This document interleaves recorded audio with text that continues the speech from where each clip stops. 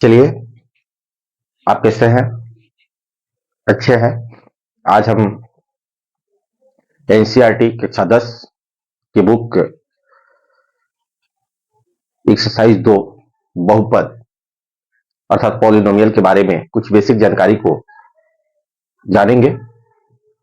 और वीडियो चालू करने से पहले आपसे रिक्वेस्ट है कि आप मेरे अगर चैनल पर नए हैं तो प्लीज चैनल को सब्सक्राइब करें तथा लाइक एंड कमेंट अवश्य करें। तो आइए शुरू करते हैं बहुपद यानी पॉलिनोमियल एक्सरसाइज 2 का जो है बेसिक जानकारी। अतः इस वीडियो को शुरू से अंत तक बिना स्किप किए हुए अवश्य देखिएगा। तो सबसे पहली बात है कि बहुपद पाठ 2 में हमको पढ़ना है बहुपद, जिसको अंग्रेजी में हम बोलते हैं पॉलिनोमियल।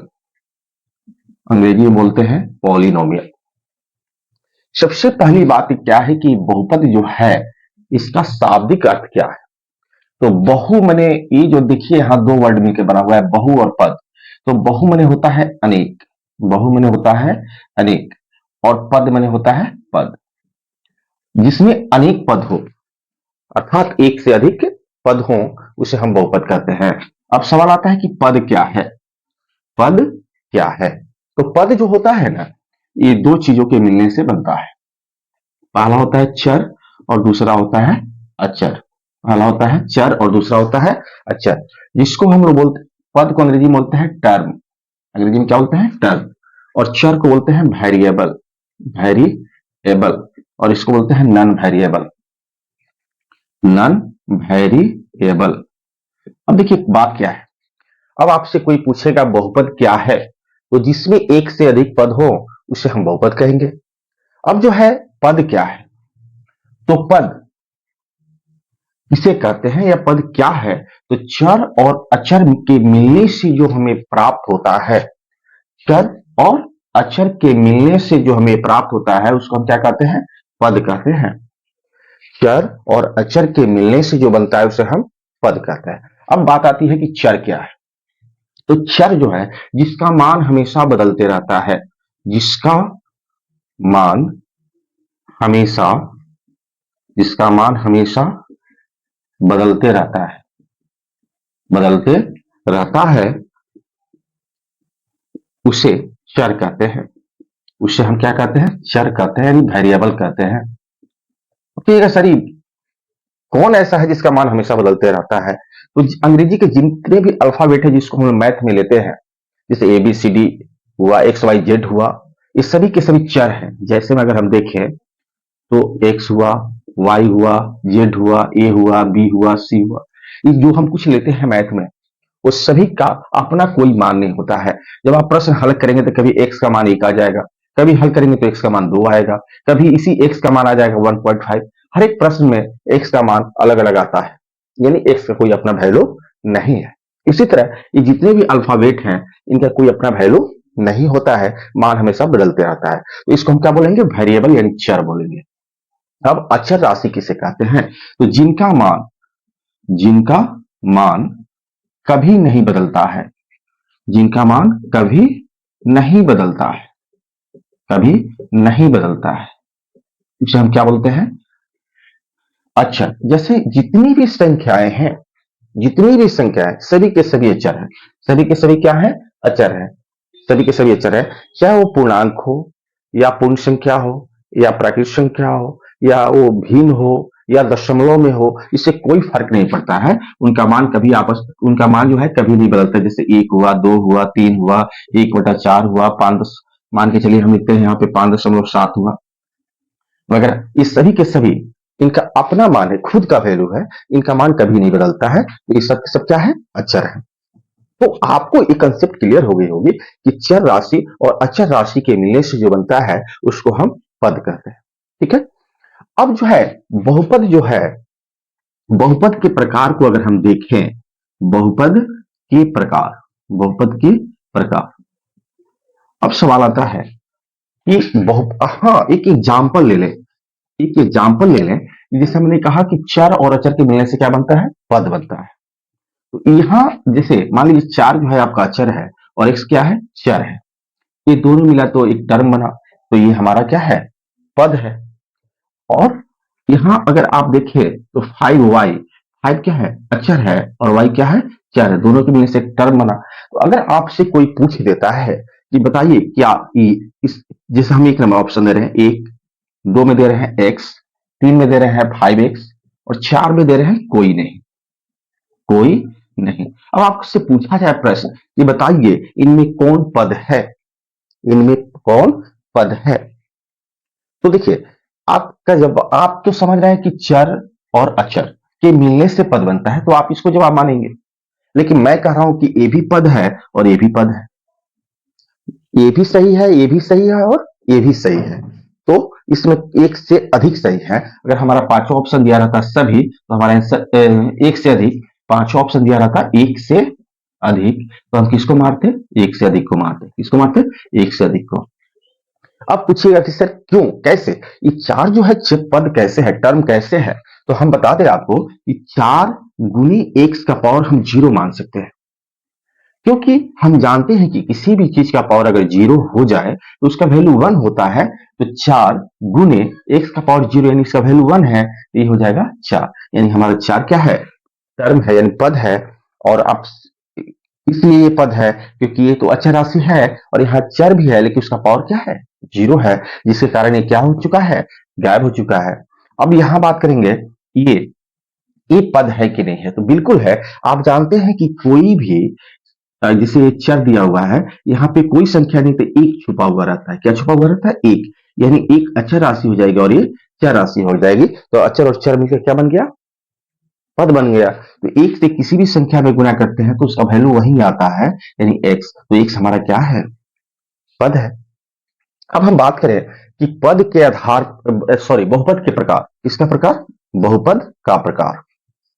अब हम अगर बात करें बहुपद के प्रकार की, तो बहुपद को हम दो बातों पे बांटते हैं। एक घात के आधार पर, एक घात के आधार पर, किसके आधार पर बांटते हैं, घात के आधार पर। और दूसरा पद के आधार पर। किसके आधार पर, पद के आधार पर बहुपद को हम बांटते हैं, एक घात के आधार पर और दूसरा पद के आधार पर। तो आइए देखते हैं घात के आधार पर बहुपद के कौन कौन से प्रकार होते हैं।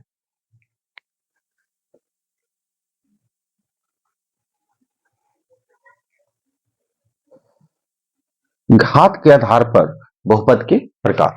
तो घात के आधार पर जो बहुपद का प्रकार होता है वो निम्न प्रकार का होता है। पहला होता है एक घातीय बहुपद, एक घातीय बहुपद, या इसी को हम लोग बोलते हैं रैखिक बहुपद। रैखिक बहुपद, एक घातीय बहुपद या रैखिक बहुपद। दूसरा है द्विघातीय बहुपद, द्विघातीय बहुपद। और तीसरा क्या है, त्रिघातीय बहुपद, त्रिघातीय बहुपद। अब आपके मन में एक जिज्ञासा आ रही होगी कि घात क्या है, बहुपद का घात क्या है। तो देखिए, हम यहाँ कुछ एग्जांपल्स के थ्रू आपको बहुपद के घात को समझाने का प्रयास करेंगे। यानी किसी भी पद का जो चर का घात होता है वही बहुपद का घात होता है। तो देखिए, यहां पे मैं अगर लिखता हूं 4x एक, और दूसरे में लिखता हूं 5x square plus 2x plus 3 लिखता हूं, यहां लिखता हूं 4x प्लस 5, और यहां लिखता हूं 4, तो 5x cube plus 2x square plus 3x plus 7। अब आइए इस पर हम समझें कि बहुपद का घात है क्या। तो देखिए, हम अभी आपको जस्ट बताएं कि चर का जो घात होता है, किसी भी पद के चर का जो घात होता है वही बहुपद का घात होता है। तो यहाँ पे देखें, तो ये तो चार अचर है, इसके घात से हमको कोई लेना देना नहीं है। यहाँ जो घात है, यहाँ जो चर है एक्स है, और इसका पावर कुछ नहीं दिया हुआ, इसका मतलब एक है। इसका मतलब क्या है, एक है। तो यानी इस बहुपद का घात जो है एक है, तो यह एक घातीय बहुपद होगा, एक घातीय बहुपद, या इसी को हम लोग बोलते हैं रैखिक बहुपद। क्या बोलते हैं, रैखिक बहुपद। यानी वैसा बहुपद जिसका घात एक हो, वैसा बहुपद जिसका घात एक हो, उसे हम एक घातीय बहुपद या रैखिक बहुपद कहते हैं। ठीक है। अब इस बहुपद में देखें, यहां तीन पद है, एक दो तीन। तीनों पद में हम चर का घात देखेंगे, और जिस पद का घात अधिक होगा वही इस बहुपद का घात होगा। जैसे यहाँ पे अचर 5 है लेकिन चर क्या है, x है, और इसका घात क्या है, 2 है। यहाँ देखिए तो चर x है, इसका घात क्या है, 1 है। यहाँ चर नहीं है, इसका मतलब यहाँ घात क्या है, शून्य है। अभी अभी थोड़ा देर पहले बताया आपको, घात शून्य रहता है तो उसका वैल्यू 1 हो जाता है, यानी यहाँ चर दिखाई नहीं दे रहा है, इसका मतलब उसका घात क्या है, शून्य है, जिसके कारण उसका वैल्यू क्या हो गया, 1 हो गया। अब तीनों पद में देखें तो सबसे अधिक बड़ा घात कौन है, 2 है। ये 1 0, तो 0 1 2 में सबसे बड़ा कौन है, 2। इस पूरे बहुपद का घात क्या हो जाएगा, तो घात हो जाएगा 2। यानी ये हमारा घात 2 है, तो ये कौन सा बहुपद हो जाएगा, द्विघातीय बहुपद, द्विघातीय बहुपद। अब आपसे कोई पूछे कि बताइए कि द्विघातीय बहुपद किसे कहते हैं, तो कहिएगा वैसा बहुपद जिसका घात 2 हो उसे हम द्विघातीय बहुपद कहते हैं।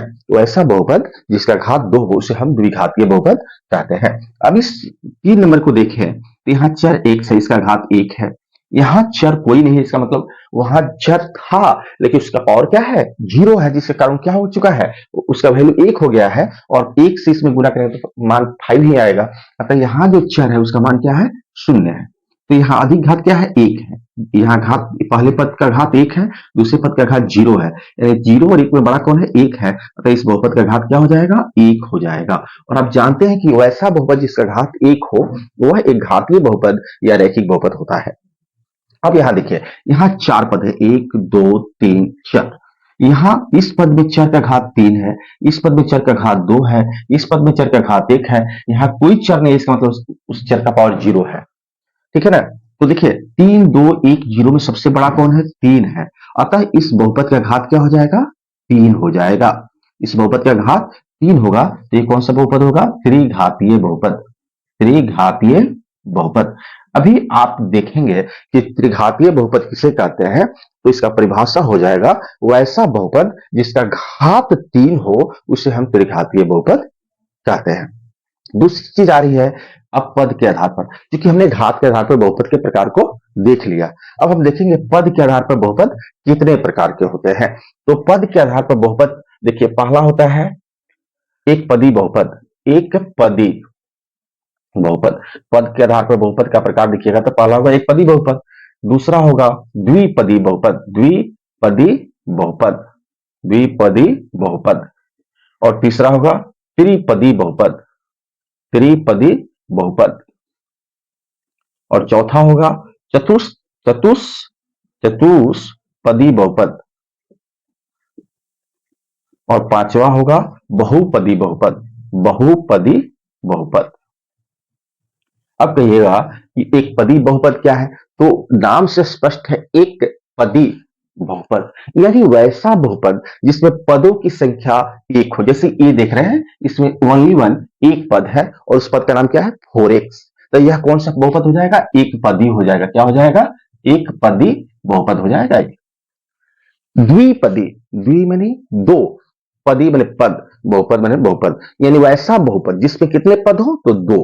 तो यहां पे देख लीजिए, यहाँ पे जो ये बहुपद दिया हुआ है 4x प्लस 5, 4x प्लस 5, इसमें कितने पद है, एक पद ये है और एक पद ये है, टोटल पदों की संख्या क्या है, 2 है। तो ये द्विपदी बहुपद, द्विपदी बहुपद का एग्जाम्पल है।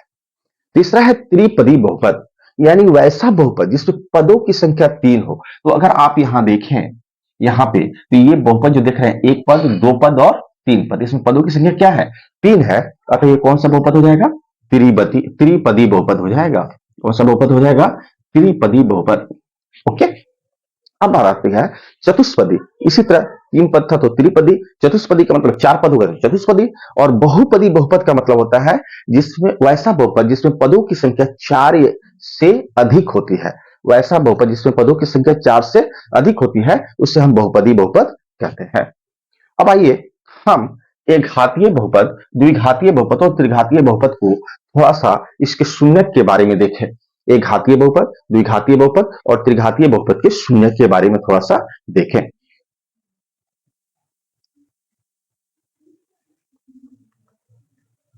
हम देखेंगे एक घातीय बहुपद या रैखिक बहुपद के शून्यक निकालना हो तो इसके शून्यक, सबसे पहले शून्यक होता क्या है, तो वह मान, वह वैल्यू जिसको किसी बहुपद में रखने पर उसका मान क्या आ जाए, शून्य आ जाए, तो उसे हम उस बहुपद का शून्य कहते हैं।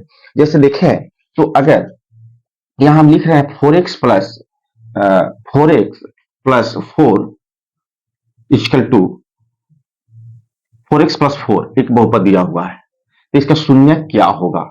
तो हम x की जगह पर ऐसा कौन चीज रखें जिससे इस पूरे को हल करने पर जीरो वैल्यू आ जाए। तो x का मान अगर मैं -1 ले लेता हूं तो देखिए हल करेंगे 4 गुने -1 और प्लस 4, तो ये क्या हो जाएगा -4 जोड़ 4, हल करने पर क्या आ गया 0, यानी x बराबर -1 है इस बहुपद का शून्यक है ना। चर का वह वैल्यू जो इसमें रखें तो इस पूरे बहुपद का हल करने पर क्या आ जाए, इसका वैल्यू शून्य आ जाए तो वो इसका शून्यक होता है। इस तरह से हमने x का मान -1 लिया और इस बहुपद में रखा और इसको हल किया, इसका वैल्यू क्या आ गया, शून्य आ गया। अतः x का जो वैल्यू है -1 इस बहुपद का शून्यक है। अब हम बात करें कि एक घातीय बहुपद या रैखिक बहुपद में शून्यकों की संख्या कितनी होती है, तो एक घातीय या रैखिक बहुपद में शून्यकों की संख्या जो होती है ना, शून्यक की संख्या मात्र एक होती है। शून्य की संख्या कितनी होती है, एक होती है। एक घातीय बहुपद या रैखिक बहुपद में शून्य की संख्या क्या होती है, एक। और शून्यक निकालना हो तो इसका सूत्र क्या होता है, शून्यक बराबर होता है माइनस अक्षर पद बटा x का गुणांक है ना, x का गुणांक। जैसे एग्जांपल के तौर पर अगर हमने 4x प्लस 5 दिया हुआ है, यह रैखिक बहुपद है क्योंकि यहाँ चर जो है x है, इसका घात 1 है, यहाँ चर नहीं दिखाई दे रहा है, इसका मतलब घात 0 है, तो यहाँ इस बहुपद का घात क्या होगा, 1 होगा। तो जब हम जानते हैं कि जब बहुपद का घात 1 होगा तो यह एक घातीय बहुपद या रैखिक बहुपद होगा, ठीक है। अब इसका शून्यक अगर हमको निकालना होगा तो कैसे निकालेंगे, माइनस अक्षर पद यहाँ कौन है, 5 है, तो हम यहाँ 5 लिख देंगे और x का गुणांक, यहाँ x है तो x का गुणांक यानी x में किस अंक से गुणा किया गया है, तो x में 4 से गुणा किया है, ये हमारा हो जाएगा शून्य। अगर यहाँ y रहता तो हम यहाँ लिखते y का गुणांक, अगर यहाँ z रहता तो हम लिखते z का गुणांक, अगर ये रहता तो हम लिखते a का गुणांक। देखिए चर जो है वो कुछ भी हो सकता है, एबीसीडी एक्स वाई जेड कुछ भी हो सकता है ना। अब चलिए हम चलते हैं द्विघातीय बहुपद पर। तो द्विघातीय बहुपद में शून्य की संख्या कितनी होती है, शून्य की संख्या, इसमें द्विघातीय बहुपद में शून्य की संख्या 2 होती है। एक को हम लोग अल्फा मानते हैं और दूसरे को बीटा मानते हैं। द्विघातीय बहुपद में शून्य की संख्या 2 होती है जिसमें से एक को हम लोग अल्फा और दूसरे को बीटा मानते हैं। तो शून्य, अब इसमें जो है इसके शून्य कितने होते हैं, 2 होते हैं। अब इसमें हम एक संबंध दिखाते हैं द्विघात बहुपद में एक संबंध दिखाते हैं, शून्यकों का योगफल होता है। तो संबंध क्या होता है, शून्यकों का योगफल, ठीक है ना। इसको हम लोग लिखते हैं माइनस एक्स का गुणांक बटा एक्स स्क्वायर का गुणांक। अब देखिए चर x में चूंकि हम यहाँ x लिए हुए हैं इसलिए चर x में एक हम द्विघात बहुपद का उदाहरण लेते हैं। तो देखिए मान लीजिए 4x square plus 5x plus 7 ले लिया, ये हमारा द्विघात बहुपद है। क्योंकि यहाँ घात चर का 2 है, यहाँ चर का 1 है, यहाँ 0 है, इस सब बड़ा कौन है, 2 है, इस बहुपद का घात क्या होगा, 2 होगा, तो ये कौन सा बहुपद हो गया, द्विघातीय बहुपद हो गया। ठीक है, अब हमको निकालना है शून्यकों का योगफल यानी माइनस एक्स का गुणांक। तो एक्स का गुणांक क्या है, यहाँ पे 5 है, तो हम लिखेंगे यहाँ बराबर क्या लिखेंगे, माइनस एक्स का गुणांक क्या है 5, तो हम यहाँ लिख देंगे 5। एक्स स्क्वायर का गुणांक, यहाँ देखिए एक्स स्क्वायर गुणांक क्या है 4 है। तो इस तरह से हमारा शून्यकों का योगफल का सूत्र निकल जाएगा, है ना, शून्यकों का योगफल निकल जाएगा। अब दूसरा आता है शून्यकों का गुणनफल,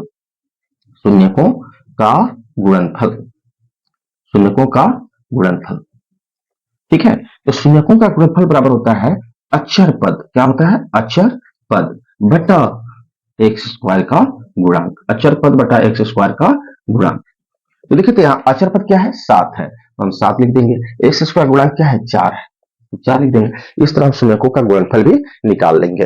अब आइए त्रिघातीय बहुपद की बात करें, त्रिघातीय बहुपद की। तो त्रिघातीय बहुपद में जो होता है शून्यकों की संख्या जो होती है, शून्यकों की संख्या वो जो होती है 3 होती है, जिसको हम लोग अल्फा, बीटा और गामा से निरूपित करते हैं।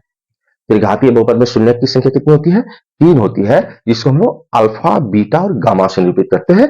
एक त्रिघातीय बहुपद का हम लोग एग्जाम्पल लें, इसे मान के चलिए यहाँ लिखा हुआ है 5x³ plus 4x² plus 2x plus 3। देखिए ये त्रिघातीय बहुपद, क्योंकि सबसे बड़ा घात कितना है 3 है, अतः इस पूरे बहुपद का घात क्या होगा 3 होगा, तो ये हमारा कौन सा होगा त्रिघातीय बहुपद हुआ।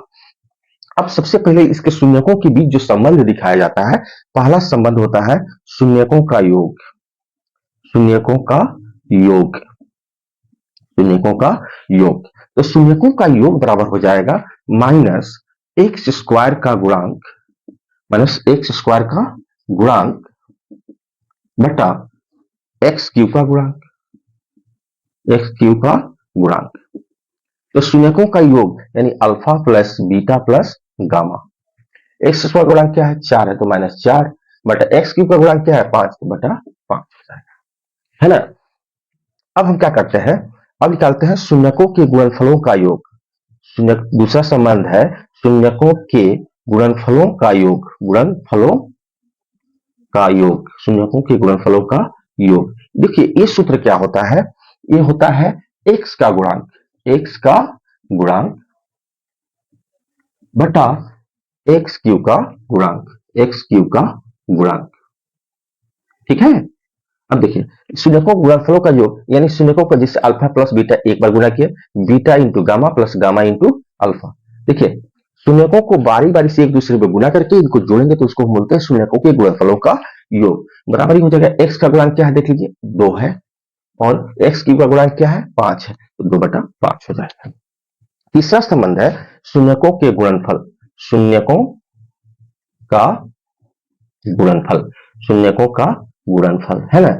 तो शून्यकों का गुणनफल बराबर होता है माइनस अचर पद बटा एक्स क्यूब का गुणांक, एक्स क्यूब का गुणांक। तो शून्यकों का गुणनफल यानी alpha into beta into gamma, तीनों में गुना कर देंगे, तीनों शून्य का अल्फा बीटा और गामा में गुना कर देंगे। अचर पद क्या है देख लीजिए 3 है, तो यहाँ माइनस लगा हुआ है तो लिखेंगे माइनस 3 बटा एक्स क्यूब का गुणांक, एक्स क्यूब गुणांक क्या है 5 है, तो 5 हो जाएगा।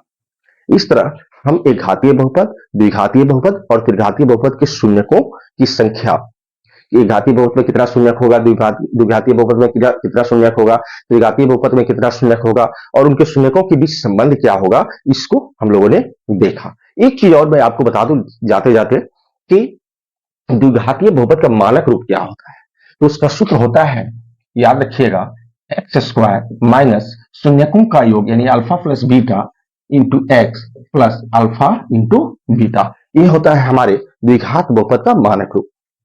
अब त्रिघातीय बहुपद का मानक रूप क्या होता है, तो ये जान जाइए। त्रिघातीय बहुपद का मानक रूप होता है एक्स क्यूब माइनस शून्यकों का योग एक्स स्क्वायर प्लस शून्यकों का गुणनफलों का योग यानी alpha into beta into gamma plus gamma into alpha plus X plus शून्यकों का माइनस शून्यकों का गुणनफल alpha into beta into gamma.